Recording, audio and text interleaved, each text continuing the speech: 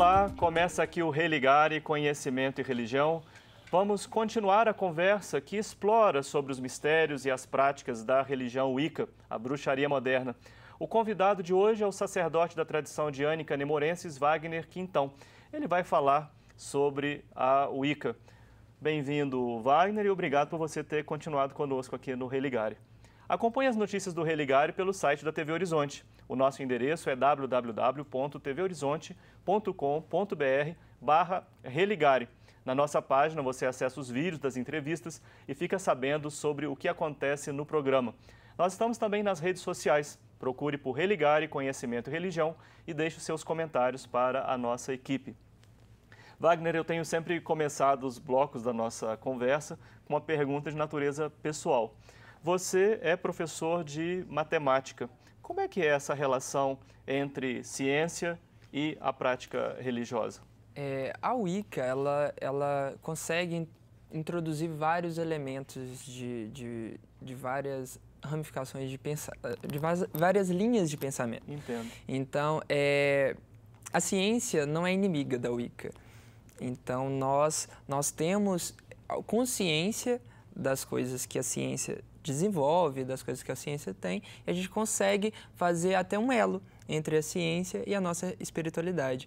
Então, assim, por exemplo, no mito da criação da Wicca, no princípio só existia a grande mãe, que é o vazio escuro do universo. E dela, do ventre dela, surge o primeiro ser, que é a outra face dela, a deusa, como a deusa que vai se expandir e se torna masculina e depois une novamente com a deusa. Então, o que acontece? Essa visão é muito parecida até com o conceito, visões, com o conceito de criação da ciência. Então, não tem muito essa separação, essa rixa, essa briga da Wicca com a ciência. É óbvio que a nossa espiritualidade, ela não depende da ciência, mas tem como a gente fazer alguns elos, algumas ligações entre a ciência e a religião aí. Vocês fazem uma leitura assim menos literal dessa narrativa, por exemplo, e de outras narrativas, porque isso me parece ser uma condição importante no diálogo entre experiência religiosa e ciência. Não é porque se você fala, não, é literal, aconteceu mesmo assim e dessa forma. Ou isso tem um traço simbólico, metafórico, e aí estaria a riqueza da experiência? Então, nós compreendemos mito e as nossas crenças numa linguagem poética. Então, quando a gente fala o mito da criação, por exemplo, a gente compreende que é algo muito mais profundo, representa a origem do universo, mas de uma forma poética. Então, para a gente, mito é mito. Mito não é um fato histórico ou algo assim, algo físico, mas sim algo que representa uma manifestação da natureza. Então, o nosso mito da criação, ele é uma manifestação da natureza, é uma forma poética que nós temos para interpretar isso. Sim. Você disse no programa anterior, que você pertence à tradição diânica nemorenses. Isso. O que representa essa tradição no contexto mais amplo da Wicca? Então, existem algumas vertentes da Wicca, né? Como eu disse, são as ramificações da Wicca, que são as tradições. Eu sou de uma tradição que é do lado diânico, a expressão diânica da Wicca. Essa expressão diânica tem um foco maior com a divindade feminina, com a deusa. O dianismo ele começou na década de 70, é mais recente na Wicca. E as primeiras tradições diânicas eram exclusivamente de mulheres. Então, as primeiras expressões de dianismo foi exclusivamente de mulheres. Foi junto com o movimento feminista.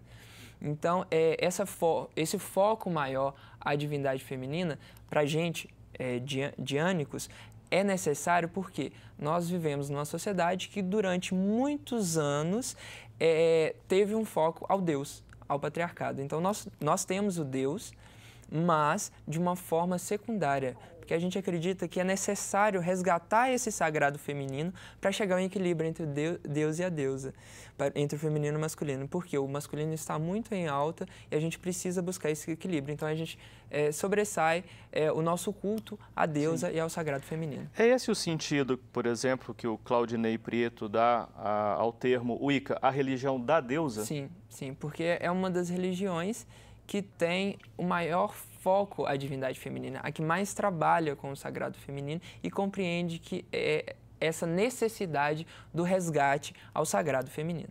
Sim. Qual que é o papel do Claudinei Prieto, né, na tradição? Ele é o elder da tradição, ele é o fundador da tradição, porque ele foi iniciado numa tradição diânica, que nasceu no Texas, e aqui ele foi iniciado aqui, mas a tradição que ele foi iniciado tem origem no Texas, nos Estados Unidos. Então, assim, ele trouxe esse dianismo para cá, só que começou a alterar e a mudar. E quando ele viu que não tinha mais, não condizia mais com a tradição de origem dele, ele deu um novo termo, que é a tradição diânica nemorensis. Sim. Esse livro aqui, você disse logo que você chegou,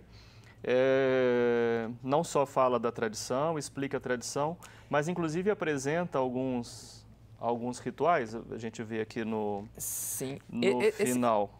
Esse livro, na verdade, ele não tem a preocupação de mostrar a tradição diânica nemorensis, ele não define isso. É do Claudinei, que é da tradição, mas ele é um guia prático e teórico para qualquer pessoa que deseja estudar o Wicca.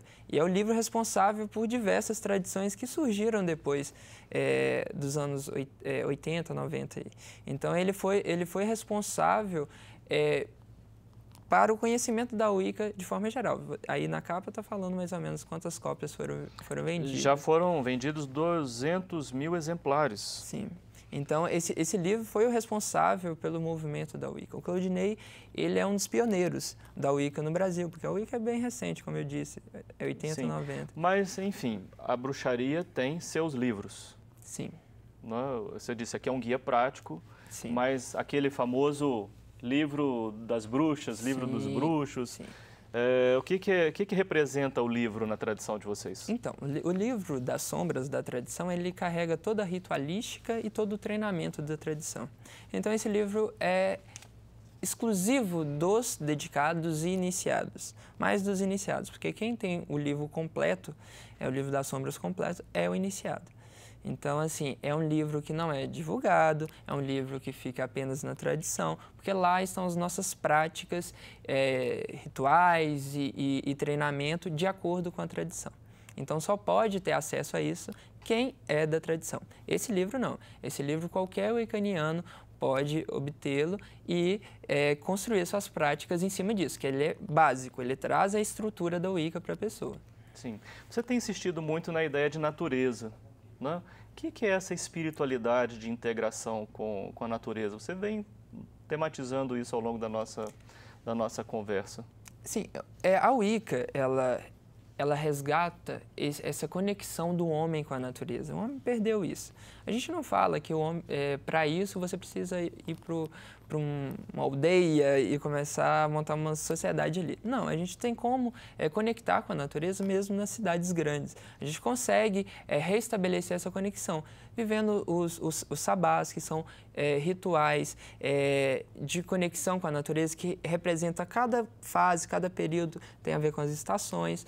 Então, você reconectar com a natureza, que é o mais importante, porque a natureza é a nossa divindade, a natureza é a nossa grande mãe. A nossa deusa, ela não existe apenas espiritualmente, ela tem um corpo, e o corpo dela, mais próximo da gente, é a própria terra.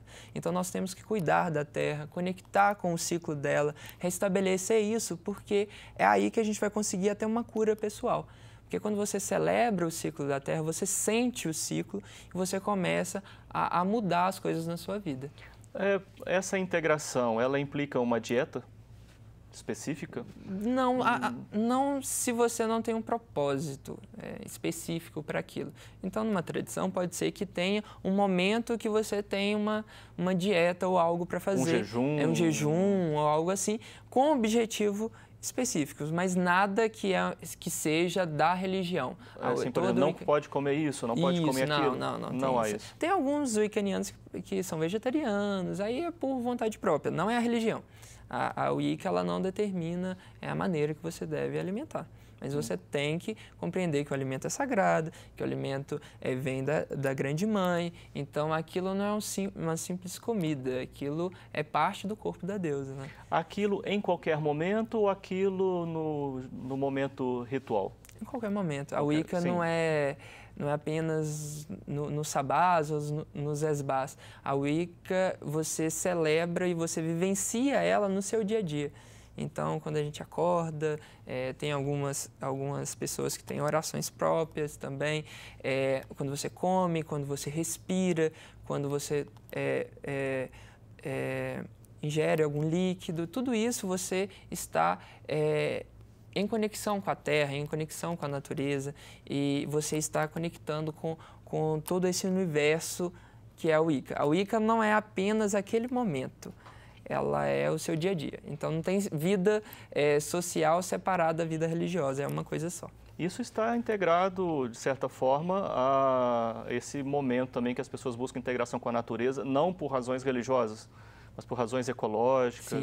Sim. São discursos que se complementam. Sim. E geralmente os wiccanianos, eles buscam muito isso. Militam em causas ecológicas. Em causas ecológicas, porque é a nossa deusa, nossa maior divindade. Então, nós usamos imagens, símbolos para representar ela, mas o melhor símbolo e a maior imagem, estatueta, seria a própria Terra. A Wicca tem uma dimensão política. Sim.